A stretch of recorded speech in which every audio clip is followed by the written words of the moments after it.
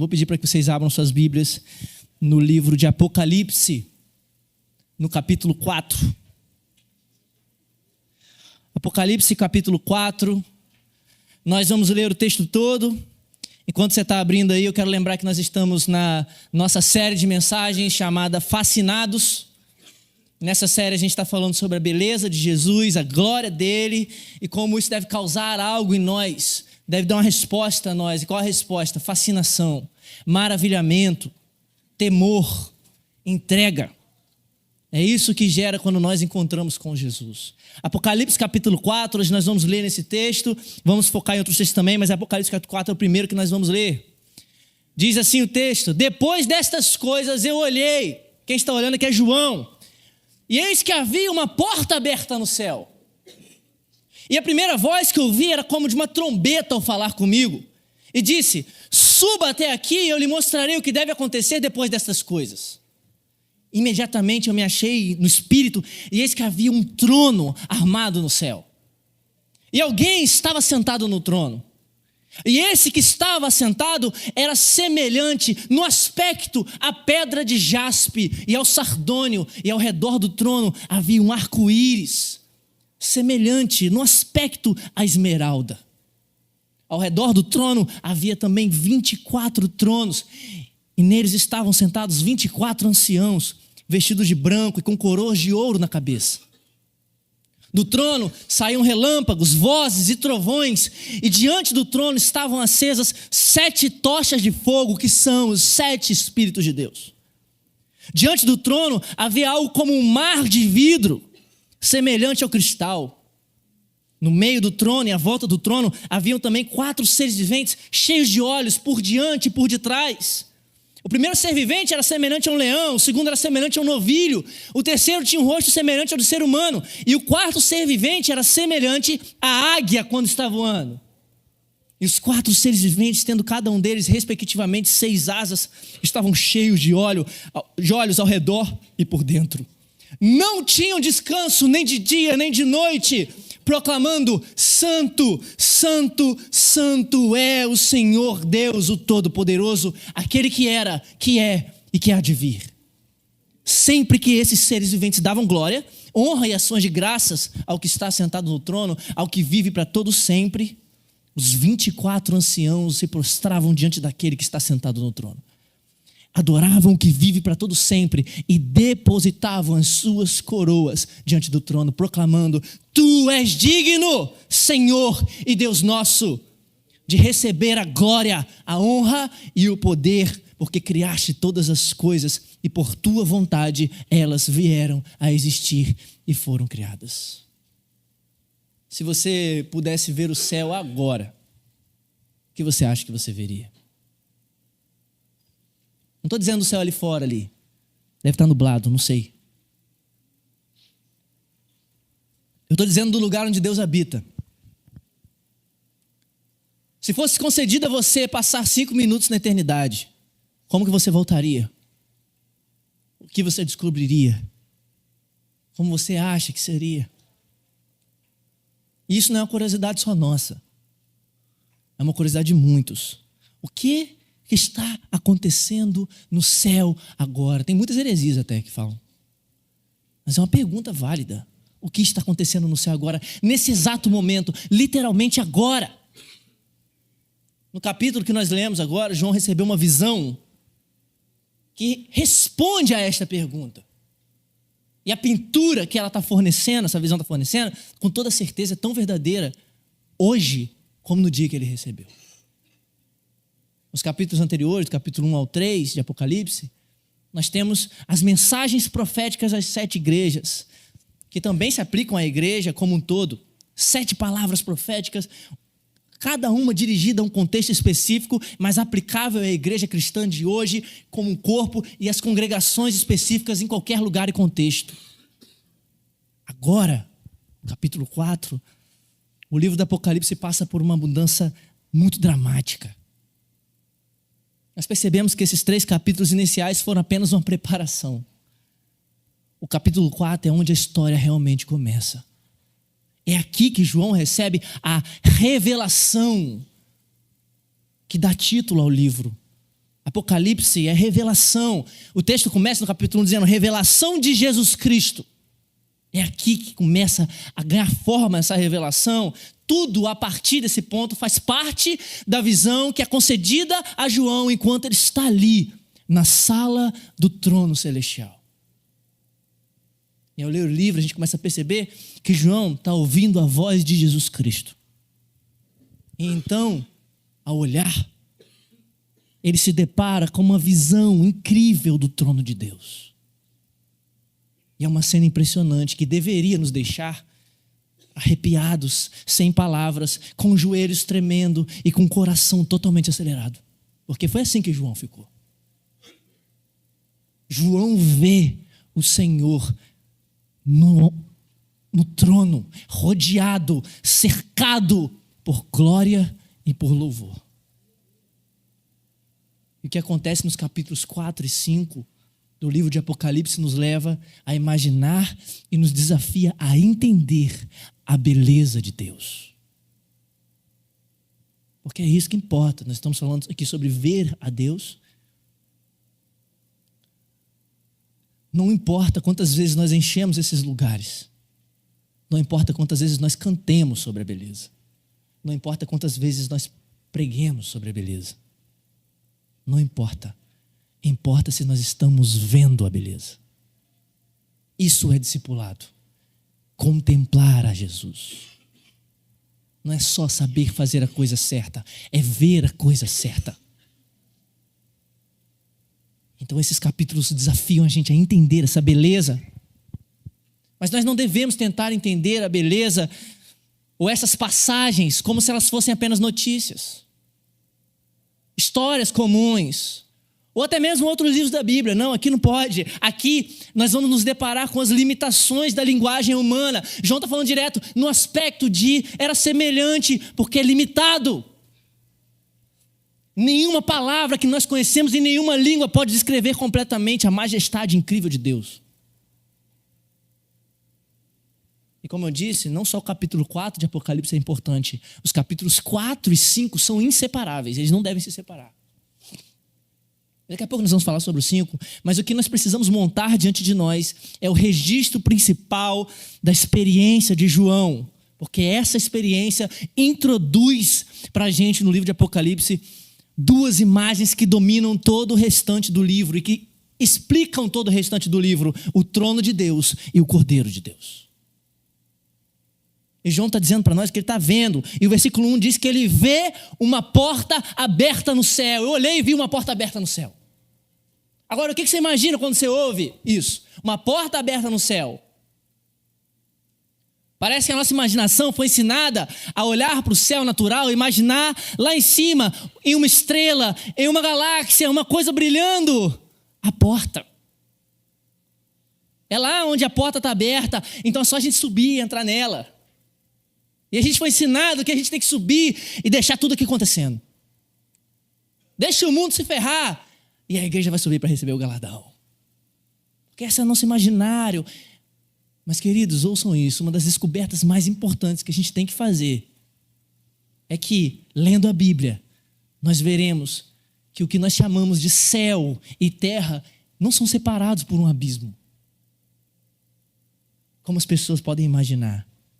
Na verdade, o céu, onde Deus está muito perto de nós. Muito mais perto do que nós podemos imaginar. Está se misturando com a nossa realidade. Não é como se uma porta abrisse lá no alto, muito longe. É mais como uma porta se abrindo bem na nossa frente, revelando um mundo completamente diferente. Quem já viu aqui Crônicas de Nárnia? Era só entrar dentro do quarto, tinha um guarda-roupa, entrou no guarda-roupa, era um mundo completamente diferente. Eles não precisavam sair dessa realidade. Era uma porta que se abria para o mundo de Nárnia. É como se de repente, onde nós só vimos coisas naturais, pessoas, bancos, louvor, luzes, agora nós vemos uma abertura que nos convida a subir, ou nos convida a entrar e ver o que está acontecendo. A pergunta é se você está vendo. Você tem olhos para ver isso? junto com João. Então nós somos levados à sala do trono de Deus e nós começamos a ver os bastidores. E entender o que vai acontecer, como tudo se encaixa e tudo faz sentido. O versículo 2 diz: imediatamente eu me achei no Espírito, João está falando, e eis que havia um trono armado no céu, e alguém estava sentado no trono. Existe um trono. No centro da realidade do universo, existe um trono.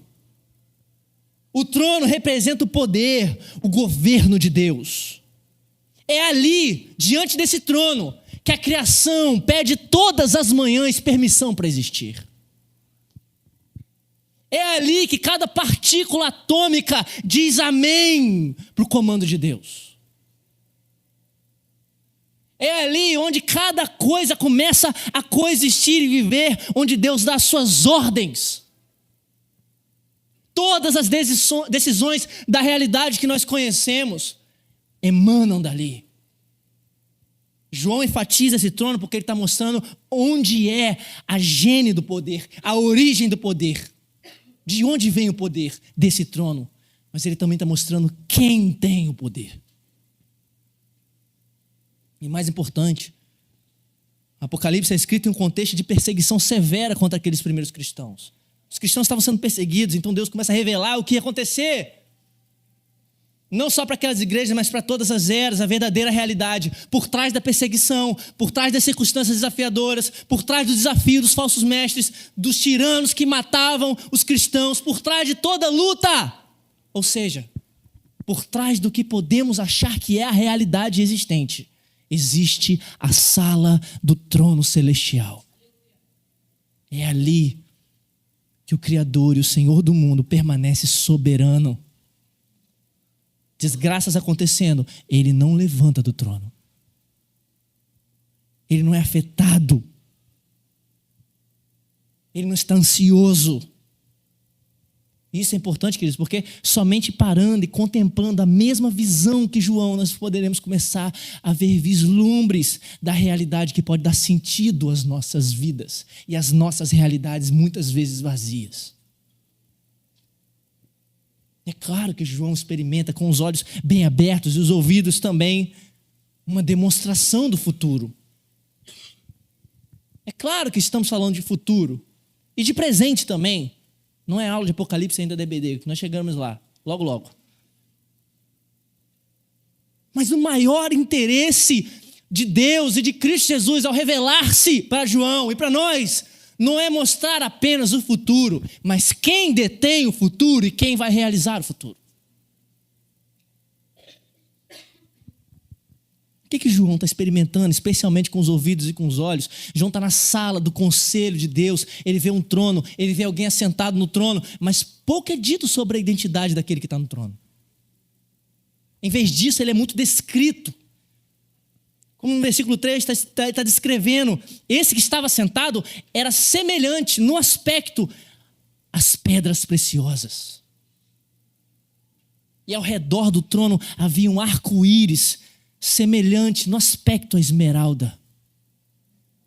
Esse que está sentado no trono é descrito, como semelhante a essas pedras, jaspe, sardônio, pedras radiantes, pedras belas, e ele é rodeado por um arco-íris que é igualmente precioso, que é igualmente brilhante, que é deslumbrante.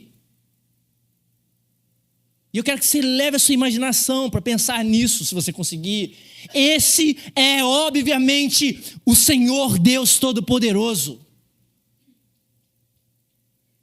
Aquele que o salmista disse: levantai, ó portas, as vossas cabeças, levantai, ó portais eternos, para que entre o Rei da Glória. Quem é esse Rei da Glória? Alguém pergunta. E o mesmo salmista responde: é o Senhor dos exércitos, ele é o Rei da Glória. Mas esse Deus não está sozinho ali. Os versículos 4 e 5 nos dizem que ao redor do trono havia também 24 tronos, e neles estavam sentados 24 anciãos, vestidos de branco e com coroas de ouro na cabeça. Do trono saíam relâmpagos, vozes e trovões, e diante do trono estavam acesas 7 tochas de fogo, que são os 7 Espíritos de Deus. Deus está entronizado no centro do cosmos. E ele está cercado por uma adoração constante. 24 anciãos sentados em tronos separados. E eles representam provavelmente as 12 tribos de Israel com os 12 apóstolos, que fazem uma junção e representam a igreja, o povo de Deus, na antiga e na nova aliança. As vestes desses anciãos brancas indicam pureza e vitória. E as coroas revelam que eles são ministros. Que eles são sacerdotes reais diante de Deus, servindo a Deus. Relâmpagos e trovões e vozes saem do trono. Você consegue mensurar o que é isso? Relâmpagos e trovões saem do trono. Como isso aqui deveria me assustar, queridos? Me fazer me render. E o texto continua dizendo que diante do trono, versículo 6, havia algo como um mar de vidro, semelhante a um cristal. E no meio do trono e à volta do trono haviam também 4 seres viventes, cheios de olhos por diante e por detrás. O primeiro ser vivente era semelhante ao leão. Ele começa a descrever como que era semelhante aos seres viventes. E os 4 seres viventes, versículo 8, tendo cada um deles respectivamente 6 asas, estavam cheios de olhos ao redor e por dentro. Não tinham descanso nem de dia nem de noite, proclamando: Santo, Santo, Santo é o Senhor Deus, o Todo-Poderoso, aquele que era, que é e que há de vir. Mais criaturas, mais seres começam a aparecer no texto e na revelação, e eles estão cercando aquele que está sentado no trono. Uma coisa interessante é que João não consegue descrevê-los perfeitamente. João não consegue fazer isso. João está dizendo que eles são do aspecto de semelhantes a, que não dá para descrevê-los. Mas há uma coisa interessante também sobre os 4 seres viventes. O texto diz que eles têm olhos por toda parte. E é estranho quando a gente tenta imaginar isso literalmente. Alguém fez isso aí, né, com a inteligência artificial. Mas talvez não seja literalmente que a gente deveria imaginar isso aqui. Antes a gente precisa entender o que significa isso. Eles têm olhos por toda parte, por dentro, por fora, por diante e por detrás, porque não há outro lugar que eles devem olhar. Eles não têm olhos para outra coisa. Eles não conseguem olhar para nenhum lugar mais, exceto para a beleza de quem está sentado no trono. É isso que significa ter olhos por toda parte. Se eles olham para frente, é como se houvesse uma força, um campo magnético que fizesse eles olharem novamente para quem está sentado no trono. Eles olham para o lado e é a mesma coisa. Eles olham para trás, é a mesma coisa. Os olhos deles estão fixos em quem está sentado no trono. A identidade, a aparência deles pode ser até complexa para a gente interpretar, mas muito mais importante do que a identidade, do que a aparência dessas criaturas, dos anciãos, é a atividade deles.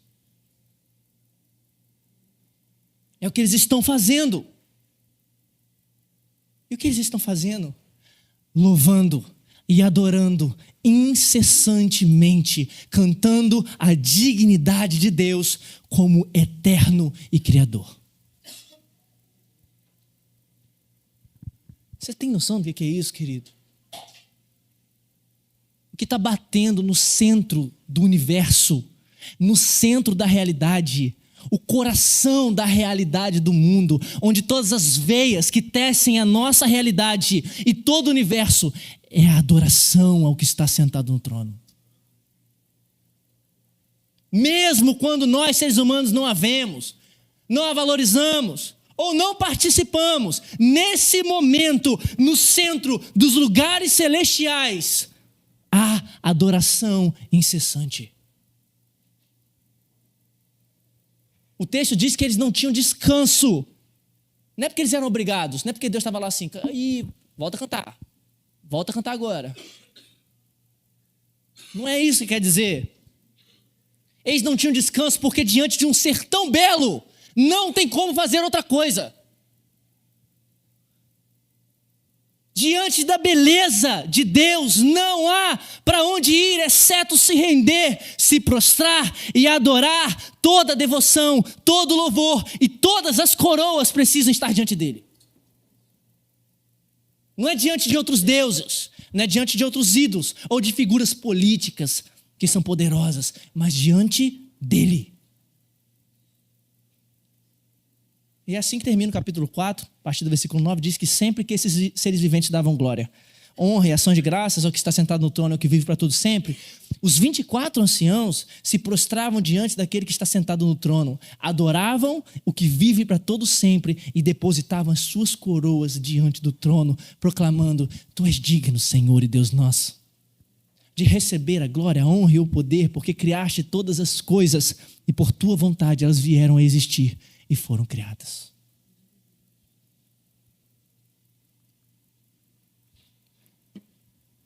Esse é o coração da realidade. Mas como eu disse, a gente não pode parar por aqui, porque esse capítulo está totalmente ligado ao capítulo seguinte. Eles precisam estar juntos. Eu quero seguir na leitura com você no capítulo 5 também. Eu vou lendo e a gente vai continuando vendo o que João também está vendo. Eu quero que você use a sua imaginação para isso. O texto diz no versículo 1 do capítulo 5: Vi, João está continuando a ver, eu vi na mão direita daquele que está sentado no trono um livro em forma de rolo, escrito por dentro e por fora e selado com 7 selos. João continua ali na sala do trono celestial e mais camadas são adicionadas à visão dele. E ele continua vendo que o que está na mão direita do que está sentado no trono é um livro misterioso, um pergaminho misterioso. É um livro que está escrito de ambos os lados, por dentro e por fora, mas ele está selado com 7 selos. E esse livro é um projeto. É onde estão os segredos para onde a criação está indo. Onde estão os segredos para a humanidade e para o fim. Nós estamos na sala do trono de Deus, queridos, e nada lá é estático. Não é apenas uma apresentação, como um museu, como um teatro, onde todo mundo fica olhando. A história está indo para algum lugar e existe trabalho a ser feito. E o trabalho a ser feito é salvar o mundo dos perigos, da morte e dos problemas que existem. De destruir finalmente a morte e o pecado. De acabar completamente com essas coisas e, enfim, renovar o mundo que foi manchado pelo pecado desde o Éden. Mas o texto segue no versículo 2, João dizendo: Vi também um anjo forte que proclamava com voz forte: Quem é digno de quebrar os selos e abrir o livro? Ora, nem no céu, nem sobre a terra, nem debaixo da terra, ninguém podia abrir o livro, nem mesmo olhar para ele. E aqui o anjo forte nos desafia. Quem é digno de abrir o livro? Quem seria o primeiro a se apresentar? Quem dos seres humanos não contribuiu de alguma forma para os problemas que nós temos? Se você estivesse lá, você seria o primeiro a se apresentar? Eu sou digno de abrir o livro. Todos nós, queridos, pecamos e fomos destituídos da glória de Deus. Todos os seres humanos têm as suas falhas, por menores que elas sejam. Ninguém em toda a criação é digno de abrir o livro. Então agora nós temos um dilema muito grande. Quem vai poder colocar em movimento o fim da história? Quem vai então completar e continuar os planos de Deus? Será que nós vamos ficar para sempre aqui? Eu me lembro de Caverna do Dragão, que todo mundo ficava lá, parecia sempre que era hora de sair, mas nunca saíam dali. Será que a nossa história vai ter um fim? Será que o mal, a morte, o pecado vai acabar? Quem pode fazer isso? Quem pode abrir o livro? Quem será digno de continuar os planos de Deus? Quem pode abrir o livro e continuar tudo para a renovação de todas as coisas? Por um instante, não há ninguém digno. E a resposta que João dá revela que todos os seres humanos, incluindo ele mesmo, incluindo nós, são parte do problema. Ninguém merece abrir o livro, nem olhar para ele. João diz, eu chorava muito porque ninguém foi achado digno de abrir o livro, nem mesmo de olhar para ele. João está chorando muito porque parece não haver solução então para todas as coisas. Até que no versículo 5, um dos anciãos diz para João, não chores. O Alan leu o texto aqui mais cedo, quando Jesus ressuscita. E Maria está chorando no jardim. E Jesus diz, por que choras? Por que você está chorando? E aqui João está chorando muito porque parece não ter solução para nada. E vem um ancião e diz, não chores. Existe alguém que é digno. Mas quem é? Quem é? Então o ancião diz, eis que o leão da tribo de Judá, a raiz de Davi, venceu para quebrar os 7 selos e abrir o livro. Agora eu quero que você pense nisso. João e também a gente está aguardando a revelação, a identificação desse poderoso leão conquistador. Nós já desconfiamos, já que tudo está sendo direcionado para Jesus, o leão da tribo de Judá. Mas existe um detalhe muito impressionante no texto que segue no versículo 6. Foi anunciado o que para João? O leão da tribo de Judá.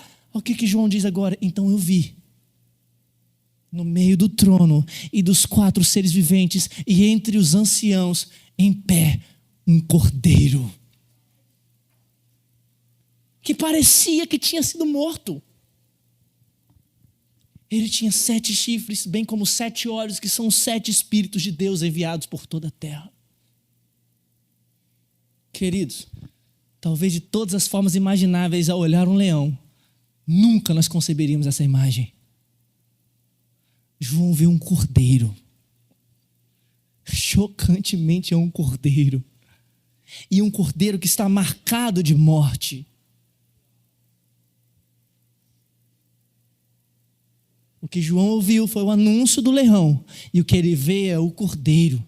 Mas agora eu quero que você pense na posição de João. Ele precisa lembrar do que ele escutou enquanto ele está vendo o cordeiro. E parece bem diferente. Porque o leão representa o poder supremo, a realeza, enquanto o cordeiro simboliza a vulnerabilidade. E com marcas de morte, a fraqueza máxima. Mas o que isso significa, queridos, é que agora, esses 2 símbolos, essas 2 coisas foram unidas numa só pessoa para sempre. Esse que é digno é o leão e o cordeiro. Isso está unido completamente a partir desse momento agora. João e nós, como os leitores que nós estamos sempre atentos aqui, precisamos entender que a vitória conquistada pelo leão vem através do sacrifício como um cordeiro. E de mais nenhuma outra maneira.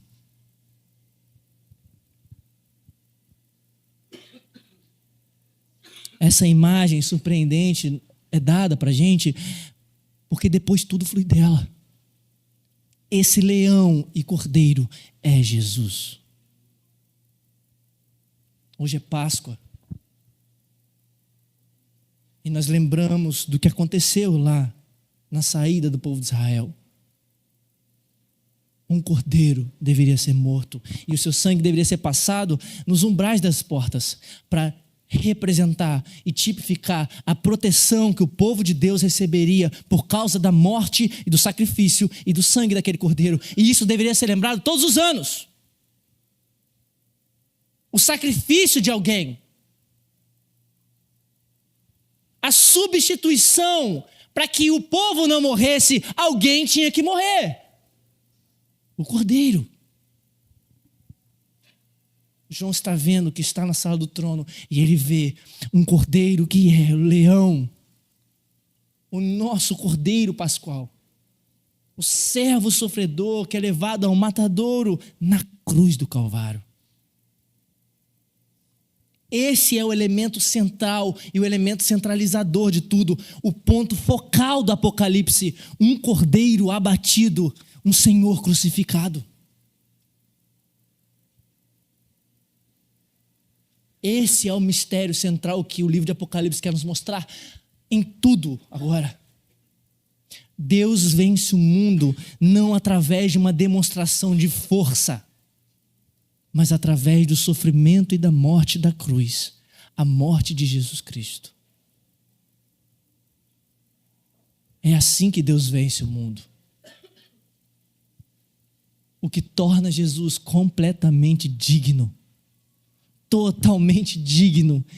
E então aquilo que estava escondido, aquela identidade que estava escondida, aquilo que não estava revelado, agora é revelado. O rosto de Deus é revelado, onde não havia uma identidade tão clara e uma majestade aparentemente abstrata, agora é revelado. O rosto de Deus é revelado em Cristo. Porque Cristo é o esplendor da glória de Deus.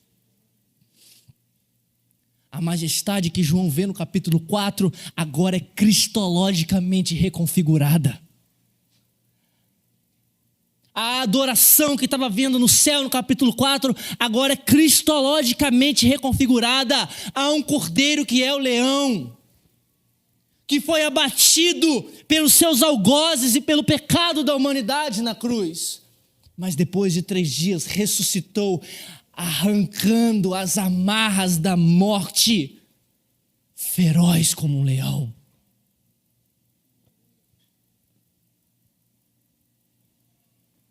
E o que acontece depois que João vê isso é assombrosamente lindo, perfeito, incrível. Eu queria muito que você prestasse atenção nos últimos versículos do capítulo 5. O cordeiro, esse cordeiro que nós estamos falando, foi e pegou o livro da mão direita daquele que estava sentado no trono. E quando ele pegou o livro, os 4 seres viventes, os 24 anciãos se prostraram diante do cordeiro, tendo cada um deles uma harpa e taças de ouro cheias de incenso, que são as orações dos santos. E cantavam um cântico novo, dizendo: digno és de pegar o livro e de quebrar os selos, porque foste morto e com teu sangue compraste para Deus os que procedem de toda a tribo, língua e povo e nação. E não é só isso, para o nosso Deus os constituíste reino e sacerdotes, e eles reinarão sobre a terra. Então eu ouvi uma voz de muitos anjos ao redor do trono, dos seres viventes e dos anciãos, cujo número era de milhões e milhares de milhares, proclamando com voz forte: digno é o cordeiro que foi morto de receber o poder, a riqueza, a sabedoria, a força, a honra, a glória e o louvor.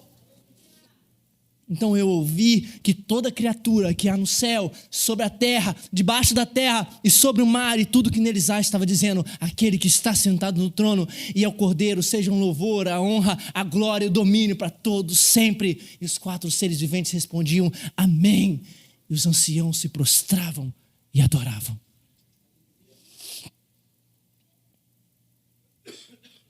Adoração incrível está acontecendo quando tudo isso é revelado. À medida que Deus vai se revelando, mais adoração vem surgindo. João diz que o que é a taça com incenso são as orações do povo de Deus. As suas orações. Está lá a cena celestial relacionada com a cena terrena. Não é a porta que está lá, é a porta que está aqui.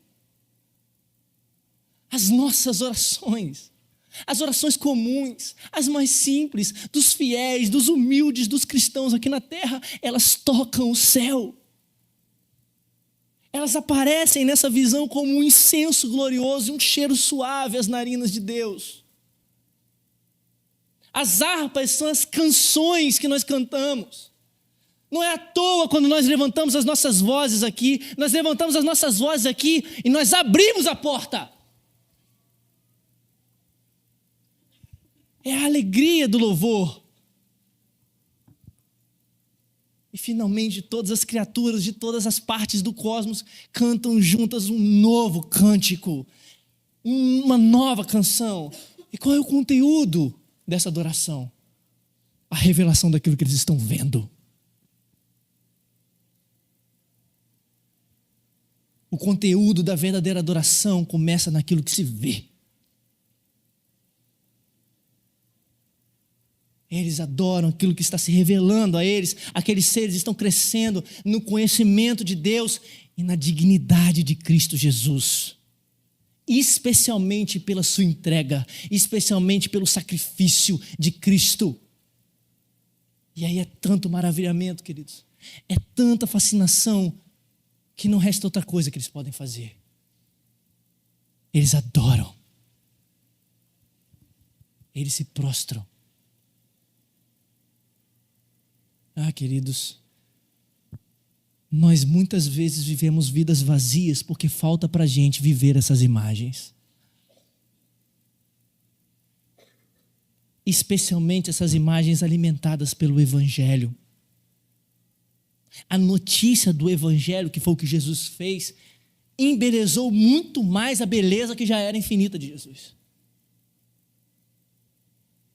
Você precisa deixar essa notícia te maravilhar. Porque ela está maravilhando os seres mais impressionantes de toda a criação. A notícia de que o único que pode te salvar, me salvar, nos salvar, é o Cordeiro de Deus, Jesus Cristo.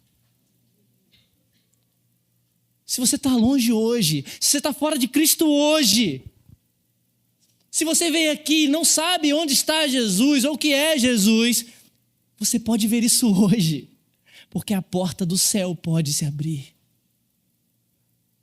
Não para que você entre num transe irracional, mas para que você possa ver a face de Deus em Cristo Jesus. Porque o que te impede de ver é o Deus desse século. Não é uma coisa que você precisa se esforçar, é uma coisa que precisa ser revelada a você. Paulo diz isso em 2 Coríntios capítulo 4, quando ele diz que o Deus desse século cegou o entendimento dos incrédulos para que eles não possam ver. Não é que eles não possam saber, é para que eles não possam ver a glória de Deus. Mas ele continua dizendo que o Deus que das trevas disse, haja luz, resplandeceu em nossos corações para o conhecimento da glória de Deus na face de Cristo.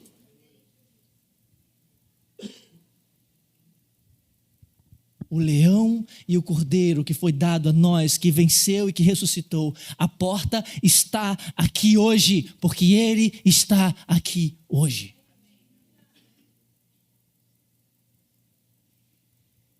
Abra os seus olhos e veja, meu querido. Deixe o seu coração ser aquecido pela grandeza e a maravilha de Deus. Você pode entrar na sala do trono hoje. Porque existe um novo e vivo caminho, um único caminho, o sangue de Jesus. O maior e supremo sumo sacerdote das nossas almas. Então se arrependa, creia em Jesus. Fixe os seus olhos em Cristo Jesus novamente. Se você não sabe onde os seus olhos estão, coloque os seus olhos nele. Corra para esse rei que tem a história nas suas mãos, inclusive a sua história. ver Jesus, contemplar Jesus, amigos. Ver esse rosto, essa face tão gloriosa, nos leva à adoração.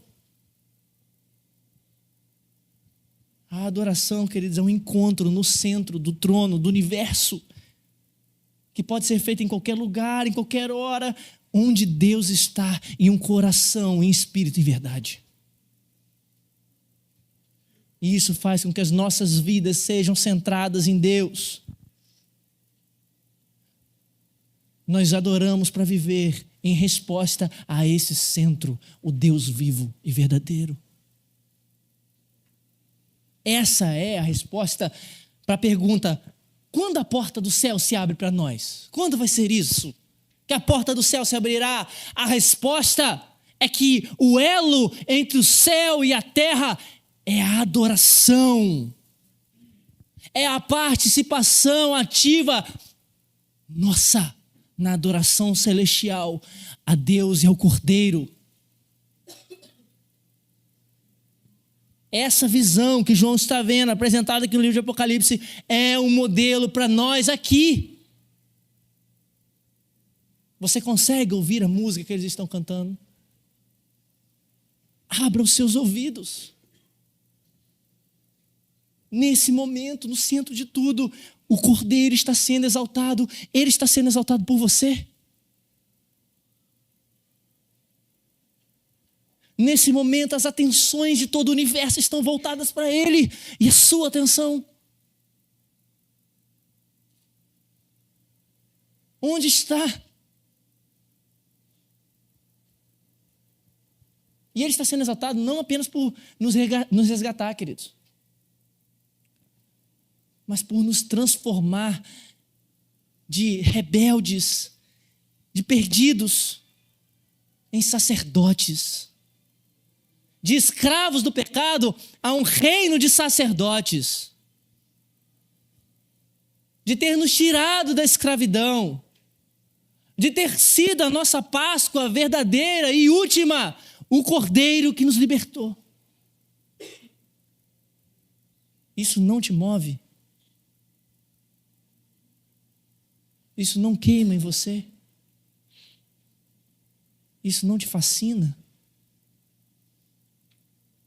Sabe, uma das coisas que mais me dói quando eu olho para mim mesmo e olho para o céu, é que eu e vocês e as pessoas podem até ter as suas preferências pessoais, mas no céu, agora, todos amam a Deus intensamente.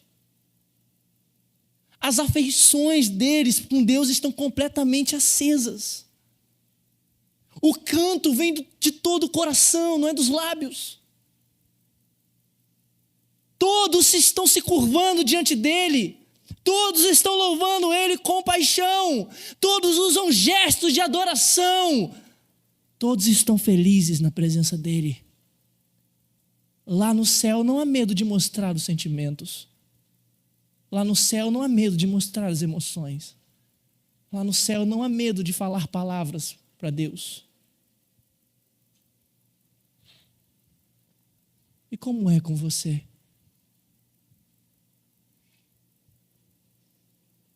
Algumas pessoas podem até pensar, legal, mas como esse texto me ajuda no meu dia a dia? Amanhã eu tenho que lidar com o meu chefe.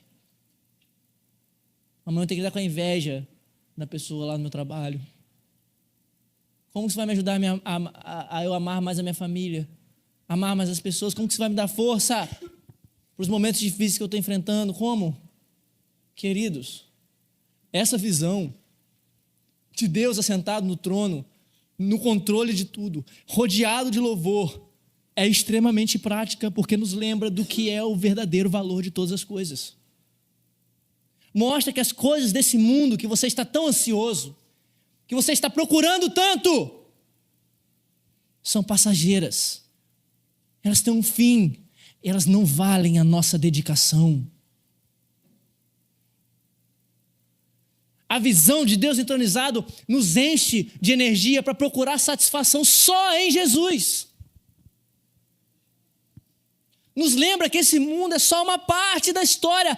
Deus é quem realmente importa.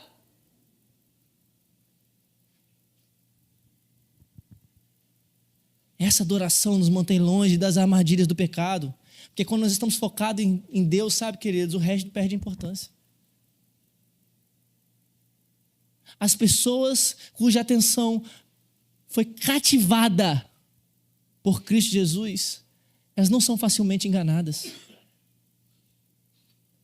Quando você se encanta por Deus, é difícil se deixar levar pelas tentações. Quando seu coração está cheio de Deus, todas as outras coisas perdem o valor.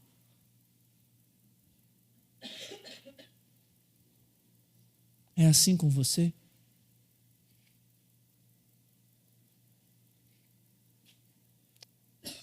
A porta do céu está se abrindo para que você possa vê-lo? Eu gostaria que você refletisse nessas coisas. Você vai ter um momento para orar. Depois nós cantaremos uma canção. Curva sua cabeça.